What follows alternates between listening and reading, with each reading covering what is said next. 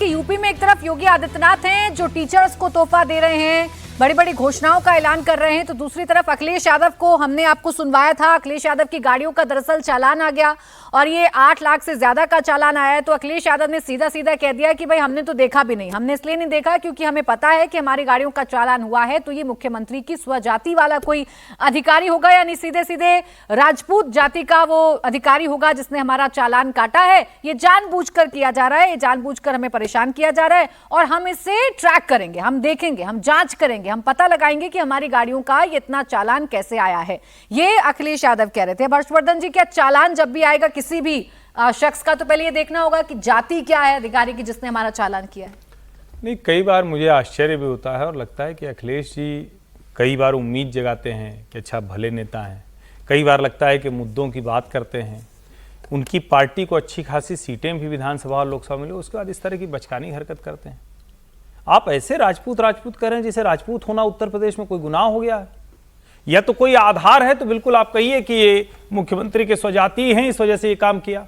आपको ये तक नहीं पता है कि वो चालान किसने काट कर भेजा है, और अगर ऑटोमेटेड सिस्टम हो तो, यानी कैमरे में पकड़ में आया और ऑटोमेटेड आपके नाम की पर्ची निकल गई तो, और वो तो ये भी नहीं देख रहा होगा कि अखिलेश यादव जी के नाम की है क्या, वो तो नंबर प्लेट में नंबर देखता है, नंबर का एड्रेस देखता है, उसको भेज देता है।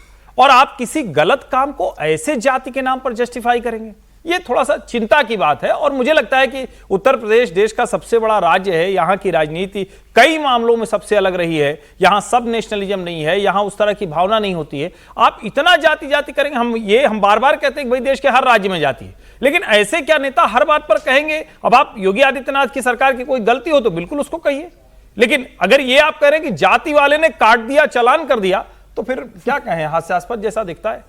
जाति भी ढूंढ रहे हैं, पार्टी भी ढूंढ रहे हैं विजय जी के, बीजेपी के पार्टी का कोई होगा या फिर वो राजपूत जाति का होगा, इसीलिए चालान काटा गया। देखिए, जाति की बात कर रहे हैं राजनीति में, वो ठीक है कि उसको करें, लेकिन किसी रेफरेंस में होना चाहिए ना एक तो। और वो तो अखिलेश जी तो बहुत पढ़े लिखे लोगों में से हैं, जानते हैं, चीफ मिनिस्टर रहे हैं। पूरा ये जो सिस्टम है वो ऑटोमेटेड सिस्टम है। इनफैक्ट जो भेज रहा है उसको भी नहीं पता, जो गाड़ी का नंबर आ रहा है उसमें भी जरूरी थोड़ी कि उनके नाम से गाड़ियां हो, वो अखिलेश यादव के नाम से। मुझे नहीं पता कि 36 गाड़ियां अखिलेश यादव जी के नाम से हैं कि नहीं है। तो यदि अखिलेश जी के नाम से नहीं है तो उसको क्या पता कि किसकी जाति है किसकी नहीं जाती है, तो वो पार्टी का भी नहीं पता पड़ेगा। किसी भी चीज़ को एक एक्सट्रीम तक ले जाना, कहीं भी ले जाना, जोड़ लेना, वो ठीक नहीं ना। वो तो मुझे डर लगा कि किसी दिन ऐसा ना हो कि किसी हॉस्पिटल में कोई पेशेंट किसी एक खास जाति का किसी बीमारी से डेथ हो जाए, तो फिर ये प्रेस कॉन्फ्रेंस हो जाए कि वो देखा था कि वो डॉक्टर जो था वो मुख्यमंत्री जी के सजातीय था। तो जाति की राजनीति को, जातियों को अपने साथ जोड़ना या उनके साथ असेस करना, वो सब ठीक है, एसोसिएट करना वो अलग चीज़ है, और उस पर काम करें, उसमें भी कोई बात नहीं है। और जातियों को भी पिछड़े हैं, MY है, एक तो उनका जो PDA है उसमें जो लोग हैं, उसमें ही मेरे को बहुत कन्फ्यूजन रहता है, क्योंकि किसी दिन वो कहते हैं A में अल्पसंख्यक है, किसी दिन अगड़े भी उसमें होते हैं, उसी में अगड़े भी आते हैं, तो आधी आबादी भी उसी में आ जाती है। तो मुझे पता नहीं था कौन से दिन क्या है, कोई सिस्टम शायद बना रखा होगा उन्होंने, आदिवासी है नहीं उत्तर प्रदेश में, वो भी आ जाते हैं, तो रोस्टर में लगा रखा होगा कि भाई आज के दिन अगड़े रहेंगे, आज दिन आदिवासी रहेंगे। खैर वो इशू नहीं है। कह रहा हूँ कि राजनीति को, और युवा नेता हैं उनको डेवलपमेंट पे काम करना चाहिए, और ये सरकार 7 साल से काम कर रही है, तो उसके काम ठीक हुआ कि नहीं हुआ उस पर काम करिए। जो बातचीत चल रही है, यूनिवर्सिटीज़ का क्या चल रहा है, कॉलेजेस का क्या चल रहा है, बहुत सारे आंदोलन चल रहे हैं। हरजीत से हम चर्चा कर रहे थे, एक बड़ा आंदोलन वहाँ पर चल रहा है जिसमें पुलिस पिटाई कर रहा है, उस पर तो अखिलेश जी ने बात नहीं की, क्योंकि इसलिए भी शायद बात नहीं, क्योंकि जिस छात्र संगठन के नेताओं की पिटाई हो रही है वो उससे जुड़े हुए नहीं है। उस पर की थी बात, उस पर उन्होंने कहा था कि ये वाहिनी और विद्यार्थी परिषद उसमें भी उन्होंने ABVP के छात्रों की पिटाई हुई, ABVP लोगों ने आंदोलन किया, उसको भी उन्होंने वाहिनी बनाम परिषद कर दिया। अब ये बड़ा विचित्र है। और अखिल भारतीय विद्यार्थी परिषद के लोग तो आज भी, कल भी मशाल जुलूस निकाला था, अभी भी पूरे प्रदेश में आंदोलन कर रहे हैं, और वो मूल मुद्दा यही कह रहे हैं कि भाई योगी जी बुलडोजर बाबा माने जाते हैं, और वहां बुलडोजर क्यों नहीं चल रहा है जबकि जमीन कब्जा हुई है। तो जहां मुद्दा है, जहां छात्र संगठन संघर्ष कर रहा है, वहां जाइए। अब आपका छात्र संगठन नहीं संघर्ष कर रहा है तो भी उसको भेजिए, क्योंकि ये तो छात्रों के हित की बात है ना, इसमें तो कोई आपको क्यों देखना चाहिए। तो मुझे लगता है मुद्दे छोड़कर आप जाति जाति करेंगे तो नुकसान ही करेगा। लेकिन उत्तर प्रदेश में जाति का तो मामला दोनों तरफ से गड़बड़ है। आप देखिए, अभी दिल्ली में 4 जातियों के नेता लोगों की बैठक हुई थी, 40 राजपूत विधायकों की बैठक हुई थी वहां पर एक उत्तर प्रदेश के अंदर। तो जाति के तमाम तरह के समीकरण 2027 को देखते हुए बनेंगे, चाहे वो भारतीय जनता पार्टी का NDA का हो, चाहे वो अखिलेश यादव करे, और अखिलेश यादव तो अभी वैसे भी पूजा पाल से परेशान है, जिस तरीके से पूजा पाल को निकाला है उसके बाद से लगातार पूजा पाल हमलावर है। तो अखिलेश यादव को पहले अपना जो पीढ़ी है उसको देखना चाहिए कि जिस तरीके से भाई पूजा पाल हमलावर है, उसके बाद आपके ऊपर पल्लवी पटेल जिस तरीके से नाराज चल रही है, वो भी आपकी पीढ़ी का एक हिस्सा थी, आपकी पार्टी की विधायक रही है, वो आप पे आरोप लगा रही है। तो अखिलेश यादव अपना घर पहले दुरुस्त करे, दूसरों को बाद में बोले। और मुख्यमंत्री के खिलाफ आपको बोलना है तो योगी आदित्यनाथ 2017 से मुख्यमंत्री है, आप मुख्यमंत्री के कामकाज को लेकर आपको कोई मुद्दा लेकर जाना है तो आप वो लेकर जाइए। जाति की बात आपको करने की जरूरत नहीं है। योगी आदित्यनाथ के शासन में सभी के साथ न्याय हो रहा है, फिर वो कोई भी हो कानून तोड़ेगा तो उसके पास बिल तो जाएगा, उसको जुर्माना तो भरना पड़ेगा। ओवर स्पीडिंग चाहे वो अखिलेश यादव करे या कोई दूसरा जाति का आदमी करे, अब चलिए चालान जाति देख के नहीं पता कटता। चलेगा किस जाति ने उनका चालान काटा है। वो कह रहे हैं ना जांच करेंगे, हम पता लगाएंगे कौन है जो हमारा चालान काट रहा है। चलिए ये तो पता है अखिलेश जातियों यादव का सम्मेलन करें वो ठीक है, वो अपनी जातियों को इकट्ठा कर रहे हैं वो ठीक है, लेकिन हर इशू में जाति को जोड़कर इस तरह से इस तरीके के बयान देना, या ऐसी फिर वो टिप्पणी वो ले आते हैं, क्योंकि उनका तो सरकार में भी पकड़ होगी, एक पूरा का पूरा मैपिंग करके ग्राफ में ले आते हैं कि भाई ये कितने चालान हुए हैं, किसने किस चालान जगह किए, पर हुए, हाँ, किसने किए हैं। किसने किए हैं। सर और आप आइडिया दे रहे हैं अखिलेश जी को? नहीं, आइडिया से तो भी कम ठीक से है ना, कम यदि देश गड़बड़ के हो रहा है तो सामने देश तो के है। सामने नहीं, आएगा। वैसे आपका एक आइडिया तो चली गया था वो कि वोटर कार्ड नहीं होगा तो राशन नहीं मिलेगा, सरकारी नौकरी मेरा आइडिया नहीं है सर, वो वजीफा बड़े नहीं नेता मिलेगा। लोग हैं। अच्छा चले आगे बढ़ रहे हैं। एक और महत्वपूर्ण खबर की बात करते हैं जो जम्मू कश्मीर से सामने आई। जम्मू कश्मीर के श्रीनगर में हजरत बल दरगाह में अशोक चिन्ह को लेकर कट्टरपंथियों ने जमकर बवाल काटा। दरगाह की उद्घाटन पट्टिका में लगे अशोक चिन्ह को लेकर उससे तोड़ दिया गया। दरअसल वक्फ बोर्ड ने हाल ही में मस्जिद का रिनोवेशन करवाया था, जिसकी शिला पट्टिका पर अशोक स्तंभ का चिन्ह लगा हुआ था। कुछ लोग अशोक स्तंभ का विरोध कर रहे थे।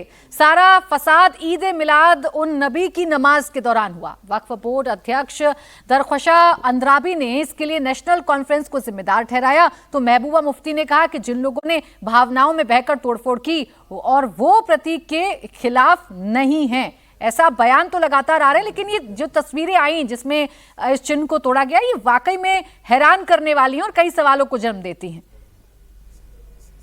मुसलमानों के जो जज्बात हैं वो मजरूह हो गए हैं, बहुत तकलीफ हुई है और उस पे तुर्रा ये कि जो लोग जज्बात में आके जिन्होंने वहाँ तोड़ फोड़ की उस बोर्ड के साथ एक कोई उन्होंने जो एम्बलम है उसके साथ वो उसके खिलाफ नहीं है, बल्कि जिस एम्बलम की इस वक्त जो एक हमारे मजहब में बुत परस्ती का जो के खिलाफ हमारा मजहब है, तो वो उसके खिलाफ लोग थे कि ये क्यों लगा वहां पर।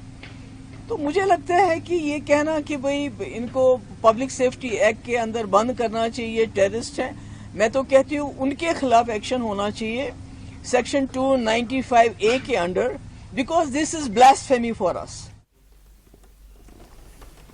ये कौन से जज्बात हर्षवर्धन जी महबूबा मुफ्ती के हैं जो सीधा सीधा ये नहीं समझ पा रही कि यहाँ जो तोड़फोड़ की गई है वो नेशनल एम्बलम की ही तोड़फोड़ की गई है। वो ये नहीं समझ पा रही कि यहाँ जज्बात नहीं है, यहाँ आप विरोध कर रहे हैं राष्ट्र का, आप अपमान कर रहे हैं नेशनल एम्बलम का।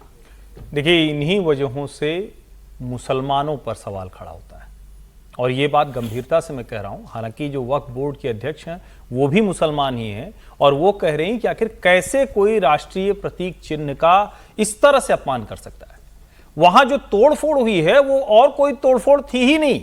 वो कहा यह गया कि हमारे यहां कैसे आप कोई मूर्ति लगा सकते हो। अब बताइए, राष्ट्रीय प्रतीक चिन्ह जो है, नेशनल एम्बलेम जो है, अशोक स्तंभ जो है, वो इनके लिए मूर्ति हो जाता है और यहीं पर जाकर लगता है कि आप उस कट्टरता से, उस मानसिकता से कैसे बाहर निकलेंगे। और कमाल की बात यह कि यहां जाकर नेशनल कॉन्फ्रेंस, जो कई बार लगता है कि उदार है, उमर अब्दुल्ला, फारूक अब्दुल्ला कितनी अच्छी अच्छी बातें करते हैं, वो भी उसी भावना को आगे बढ़ा रहे हैं, उसी कट्टरता को आगे बढ़ा रहे हैं। और निश्चित तौर पर जिस तरह के दृश्य आए उनकी पहचान की गई है और की जानी चाहिए और ऐसे लोगों के खिलाफ कार्रवाई होनी ही चाहिए। महबूबा मुफ्ती के पास कोई वजह नहीं थी, कोई शब्द नहीं थे। उनको आप बोलते हुए देखिए, लग रहा है ऐसे जैसे कुछ तो बोलने निकली थी लेकिन कुछ बोल गई, क्योंकि आप जब आपको समझ में नहीं आता है क्या करें तो वही स्थिति उनकी। और क्या कोई इस तरह की हरकत करेगा तो उसके खिलाफ कानूनी कार्रवाई नहीं होनी चाहिए, बिल्कुल होनी चाहिए, जमकर होनी चाहिए। नहीं, उनको जस्टिफाई ऐसी चीज को करना है जिसे वो जस्टिफाई कर नहीं सकती, जो सरासर गलत है उसे जस्टिफाई करने के लिए निकली हैं, तभी शब्दों का चयन इधर उधर हो रहा है महबूबा मुफ्ती का।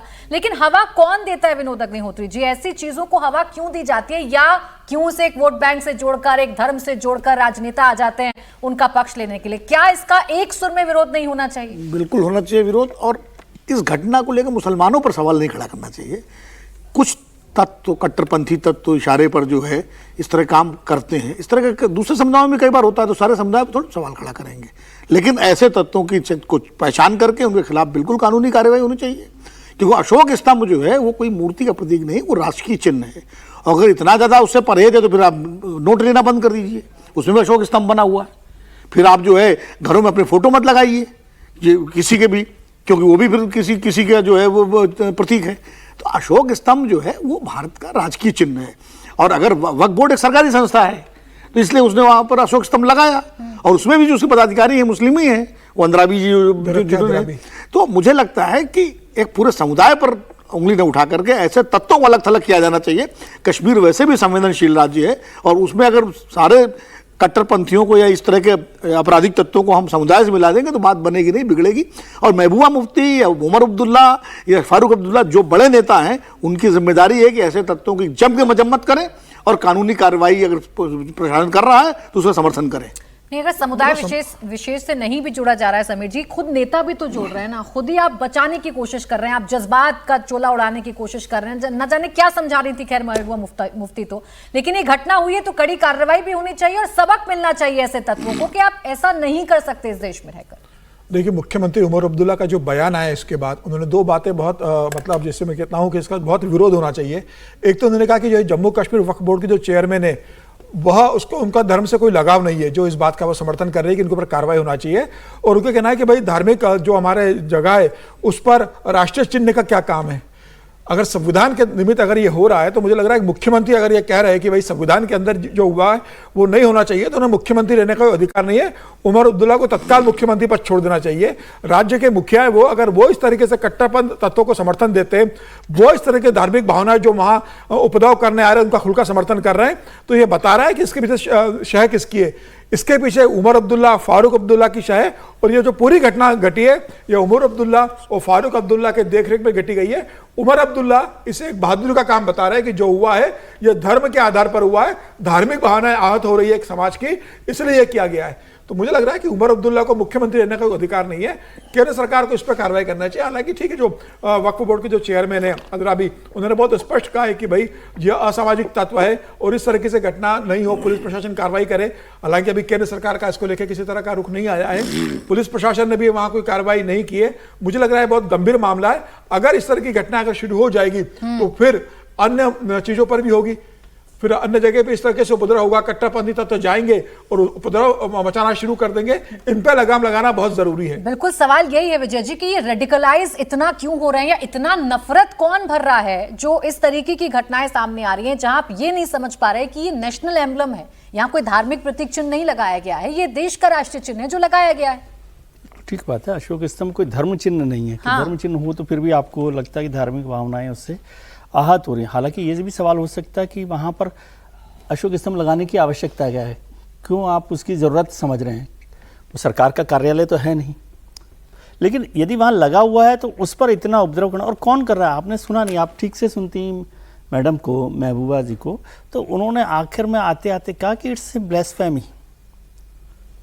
समझे? आपने सुना नहीं है उनको, तो फिर कौन भड़का रहा है ये तो साफ दिखाई दे रहा है। पर उमर अब्दुल्ला साहब का तो जैसे समीर जी ने पूरा जिक्र ही कर दिया, तो वो सारी बातें, तो राजनेताओं को तो ये मौका मिलता है कि किसी भी तरह से भावनाओं को भड़काया जाए और उस पर काम किया जाए। मैं इससे सहमत हूँ कि पूरी कम्युनिटी को इसके साथ जोड़कर नहीं देखना चाहिए कि पूरा सारा मुसलमान जो है वो रेडिकलाइज हो गया है और इस सारी बात है। लेकिन है नेता लोग, उनका जवाब भी कम्युनिटी को देना चाहिए कि भैया ये इसमें क्या हो गया, क्या नहीं हुआ। हजरतबल वैसे भी श्रीनगर में बहुत पवित्र स्थान माना जाता है और उसको लेकर बहुत सारी संवेदनाएं वहाँ जुड़ी रहती हैं। पिछले 10-20 साल में मैं श्रीनगर गया हूँ तो वहाँ पर कई घटनाएं हुई हैं, तो मेरे ख्याल से हजरतबल पर कोई चर्चा करने से पहले भी ध्यान रखना चाहिए श्रीनगर के और देश भर के जो मुसलमान हैं उनकी भावनाएं उसके साथ जुड़ी हुई हैं। इस तरह वो दो निशान, दो विधान अब खत्म हो गया ना जम्मू कश्मीर में। एक जरूरी बात, और इसीलिए मैं बार बार कहता हूं मैंने इसीलिए कहा कि इसकी वजह से मुसलमानों पर सवाल खड़े करते हैं। मैंने ये नहीं कहा कि मैं मुसलमानों पर सवाल खड़ा कर रहा हूं। क्यों खड़े होते हैं? क्योंकि जब आप इस बात को भी ब्लास्फेमस बताने लगते हैं, जब इस बात पर महबूबा मुफ्ती और उमर अब्दुल्ला, जिनको मुसलमान अपने नेता के तौर पर देखता है, और कम से कम वहां ये कंफ्यूजन नहीं है, जहां मुसलमान बहुतायत है वहां हिंदू उनका नेता नहीं है, वहां मुसलमान ही उनका नेता है, वहां महबूबा मुफ्ती और उमर अब्दुल्ला के अलावा वो किसी को वोट नहीं करते। वो जब ये बात कहते हैं तो मैं ये मानता हूं कि ये मुसलमानों को ही प्रतिकार करना पड़ेगा। निश्चित तौर पर पूरी कम्युनिटी के लोग तो कहीं आते नहीं। और मैंने पहली लाइन के बाद दूसरी लाइन यही कही कि जो अंद्राबी हैं वक्फ बोर्ड की चेयरमैन, वो खुद मुसलमान हैं और वो कह रहे हैं कि इसमें जितने लोग शामिल हैं उनके खिलाफ पीएसए पब्लिक सेफ्टी एक्ट लगाएंगे। और मुझे लगता है ये होना ही चाहिए, क्योंकि जब आप धर्म की आड़ में इस तरह से कुछ करते हैं तो पूरी कम्युनिटी को बदनाम करते हैं, तो कम्युनिटी को ही खड़े होकर उस बदनामी को दूर करना पड़ेगा। ये उनकी जिम्मेदारी भी। लेकिन हर्षवर्धन जी वो भी तो ध्यान रखिए, उमर अब्दुल्ला पुलिस को चकमा देके किसी के दीवार फांद के गए थे, उस समय भी तो उन्होंने एक एंगल हम छोड़ रहे हैं। ये घटना तो बहुत शर्मनाक, निंदनीय है। उमर अब्दुल्ला का एक बयान भी आया है, क्योंकि कल प्रॉफिट का जन्मदिन था और उसकी छुट्टी को लेकर भी वहाँ एक असंतोष था, क्योंकि इस बार छुट्टी घोषित नहीं की गई, जिस पर उमर अब्दुल्ला ने बयान दिया और कहा कि इस बार जो है एलजी ने छुट्टी घोषित नहीं की। तो ये सारी राजनीति इन सब चीज़ों के इर्द गिर्द हो रही है। फिर इसके बाद ये घटना होना, तो मुझे लगता है कि इसको पूरे समग्रता में देखना चाहिए। और ये कुछ तत्व तो हैं जिन्होंने इस तरह की हरकत की है, और ये सही है, ये बात सही है। वहाँ का समाज इसका प्रतिकार करेगा, वहाँ के लोग प्रतिकार करेंगे, तभी इसका ज़्यादा असर होगा। ठीक, अब आगे बढ़ रहे हैं, बात महाराष्ट्र की कर लेते हैं, क्योंकि महाराष्ट्र के डिप्टी सीएम अजीत पवार चर्चाओं में हैं इन दिनों। अजीत पवार से बहस के बाद अब जो आईपीएस अंजना कृष्णा हैं वो भी चर्चाओं में आ गई हैं। अब उनके सर्टिफिकेट्स की जांच की मांग होना शुरू हो गई है। एनसीपी नेता अमोल मिटकरी ने यूपीएससी को चिट्ठी लिखी है, जिसमें उन्होंने आईपीएस अधिकारी अंजना कृष्णा के शैक्षणिक और जाति प्रमाण पत्रों की प्रामाणिकता पर सवाल उठाते हुए वेरिफिकेशन की डिमांड करती है। ये मांग उप मुख्यमंत्री अजीत पवार से जुड़े वायरल वीडियो विवाद के बाद की गई। जो वीडियो वायरल हो रहा है उसमें अजीत पवार महिला आईपीएस अधिकारी को फटकारते नजर आ रहे हैं। बताया जा रहा है कि आईपीएस अवैध खनन रोकने पहुंची थी। अजीत पवार आईपीएस को कार्रवाई रोकने के लिए कह रहे थे। इसी को लेकर बहस हुई, जिसके बाद अब आईपीएस अंजना कृष्णा के सर्टिफिकेट्स की जांच की मांग की जा रही है। मिनिस्टर आपके साथ बोल रहा हूँ। मैं आपको आदेश देता हूँ कि वो रुकवाओ और आप जाओ और तहसीलदार को बताओ कि अजीत पवार जी का फोन आया था। डिप्टी चीफ मिनिस्टर ने मुझे कहा ये सब रुकवाने के लिए, क्योंकि अभी मुंबई में जरा मुंबई का माहौल एकदम खराब हुआ है, उसको अपने को प्राधान्य देना है। मेरा नाम बताओ उनको।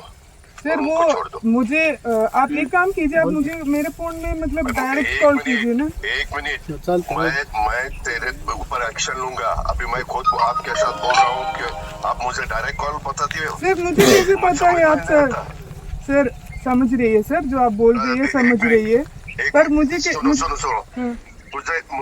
मुझे देखना है ना, तेरा नंबर दे दो या व्हाट्सएप कॉल करो। ठीक है सर, मैं यहाँ से बोल देता हूँ। ठीक है सर, मेरा चेहरा तो आपको समझ में आएगा ना। ठीक है सर। इतना आपको डेयरिंग हुआ है क्या सर? मेरे तो कार्रवाई जो किया है मुझे कैसे पता है सर? सर मुझे पता नहीं है ना सर, मैं सिर्फ यही बोल रही। मैं डिप्टी चीफ मिनिस्टर सर समझ रही है वो आप बोल रही है जो दे दो मुझे, मैं डायरेक्ट आपको देता हूँ। ठीक है सर। देखिए, अब ये वाकया सामने आया जिसके बाद अजीत पवार की मुश्किलें बढ़ी, उन पर खैर बहुत सारे सवाल खड़े होने लगे। उन्होंने इसमें अपनी सफाई भी पेश की है, लेकिन अब ये जो महिला आईपीएस के सर्टिफिकेट्स की प्रामाणिकता की जांच की मांग नेताओं की तरफ से की जा रही है। अब समीर जी, मामला इतना आगे बढ़ कैसे गया? ये वाकया हम देखें तो वो तो सिर्फ इतना ही कह रही है ना कि आप डिप्टी सीएम हैं, मुझे इस बात का यकीन कैसे हो, आप मेरे नंबर पर कॉल कर लीजिए। बाद में उन्होंने वीडियो कॉल की। अब क्या इसे ईगो पर लेकर चले गए नेता, जो अब इतनी बड़ी बड़ी बातें हो रही हैं? देखिए, मामला सोलापुर के कुर्द गांव का, जो अवैध खनन को लेकर जिस तरीके से वहां पर पुलिस कार्रवाई करने के लिए महिला अधिकारी गई हुई थी वहां पे, लेकिन अब अजित पवार है। अब अजित पवार तो वही रहेंगे ना, वो चाहे राष्ट्रवादी कांग्रेस में रहे, चाहे फिर वो अलग पार्टी बना के बीजेपी के साथ गठबंधन में आ जाए, उनकी राजनीति करने की स्टाइल थोड़ी बदलने वाली है। आदमी पार्टी बदलने से अपना रंग थोड़ी बदलता है। वो तो इसी तरीके से करते रहते हैं, कलेक्टर से अबे तुबे करके देना, गाली दे के बात करना, सामने खड़े रखना, कुर्सी पे बैठने से मना कर देना अधिकारी को। अजित पवार का ये व्यवहार रहा है अपने अधिकारी के साथ व्यवहार करने का, तो उनको लग रहा था कि वही उनकी जो राजनीति है वही चलेगी। हालांकि देवेंद्र फडणवीस से गंभीरता से लिया। देवेंद्र फडणवीस ने संदेश दे दिया अजित पवार को कि भाई किस तरीके से अधिकारियों से आप काम में हस्तक्षेप नहीं करेंगे। अगर अवैध खनन हो रहा है, अधिकारी कार्रवाई करने गया है तो वह कार्रवाई करेगा। और आप हिम्मत देखिए, अवैध खनन जो कर रहे हैं वो फोन लगाकर कहते हैं कि देखिए हम आपके अजित पवार से बात कराते हैं, और डायरेक्ट फोन पे अजित पवार से बात कर रहे हैं। तो क्या अवैध खनन वो अजित पवार के कहने पर हो रहा है? क्या वो अवैध खनन का पैसा अजित पवार के पास जा रहा है कि जो अजित पवार सीधे फोन कर कहते हैं कि मुझसे वीडियो कॉल पे आप बात कीजिए? पूरे देश के अंदर अवैध खनन को लेकर इतना विरोध हो रहा है, महाराष्ट्र के अंदर कहा जाता है, तो क्या अवैध खनन में अजित पवार पार्टनर है उसके अंदर? उसको जवाब देना पड़ेगा अजित पवार को इन बातों को लेकर कि आप कैसे किसी प्रशासनिक अधिकारी जो गलत काम को रोकने जा रही है उसमें आप हस्तक्षेप कर रहे हो। मुझे लग रहा है कि देवेंद्र फडणवीस ने इस मामले को गंभीरता को देखा, अजित पवार से कहा है कि इस तरह से आप दखलंदाजी काम में नहीं देंगे। अजित पवार ने इस पूरे मामले पर खेद प्रकट करा है और उन्होंने कहा कि ये जानकारी नहीं थी कि अवैध खनन का पूरा मामला है। जाति की प्रामाणिकता क्यों चाहते हैं वो? नहीं, अब देखिए अजित पवार नेता है तो पार्टी के कार्यकर्ताओं ने अब उनकी अब शैक्षणिक योग्यता निकालेंगे, अब उनकी जो पुरानी जहां पर पोस्टिंग हुई होगी वहां के विवाद निकाले जाएंगे, क्या कोई इनके ऊपर किस तरह का आरोप लगा था, फिर भ्रष्टाचार के आरोप निकाले जाएंगे, फिर तमाम तरह के लगा कि अधिकारियों को परेशान करना, उनके ऊपर इस तरह से माहौल बनाना कि भविष्य में वो कोई इसी तरह का काम न करे। ये एक राजनीतिक नेताओं का हथकंडे होते हैं, लेकिन वो बहुत अच्छे अधिकारी मुझे लग रहा है और उन्होंने अपना काम बराबर से किया था। बिल्कुल ठीक है। और अजीत पवार अब इस मामले में इसलिए घिर गए हैं क्योंकि उनसे अपनी ही सरकार में सवाल पूछे जा रहे हैं कि आखिर एक महिला अधिकारी के साथ ऐसा सुलूक, आपने ऐसा व्यवहार क्यों किया। बहरहाल बहुत शुक्रिया आप सभी का हमारे साथ आज की चर्चा में जुड़ने के लिए। तो कहानी कुर्सी की में आज के लिए बस इतना ही।